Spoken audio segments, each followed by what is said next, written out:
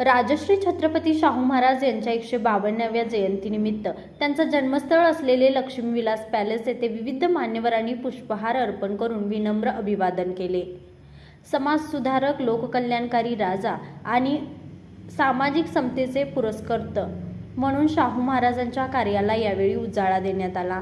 कार्यक्रमात सार्वजनिक आरोग्य व कुटुंब कल्याण मंत्री तथा जिल्ह्याचे पालकमंत्री प्रकाश आंबेडकर, वैद्यकीय शिक्षण मंत्री हसन मुश्रीफ, आमदार सतेज पाटील, आमदार अमल महाडिक, महापौर रुपराणी निकम, विशेष पोलीस महानिरीक्षक रंजन कुमार शर्मा, जिल्हाधिकारी डॉक्टर विजय राठोड, शिवाजी विद्यापीठाचे कुलगुरू डॉक्टर राजनीश कामत, महापालिका आयुक्त डॉक्टर राजेंद्र भारुड, जिल्हा परिषदेचे मुख्य कार्यकारी अधिकारी डॉक्टर जस्मीन, जिल्हा पोलीस अधीक्षक निलोत्पल यांच्यासह विविध मान्यवर उपस्थित होते। यावेळी उपस्थितांनी राजश्री शाहू महाराजांनी शिक्षण, सामाजिक न्याय, आरक्षण, जातीभेद निर्मूलन आणि वंचित घटकाच्या उन्नतीसाठी केलेल्या ऐतिहासिक कार्याचे स्मरण केले। त्यांच्या विचारावर चालण्याचा संकल्प व्यक्त करण्यात आला।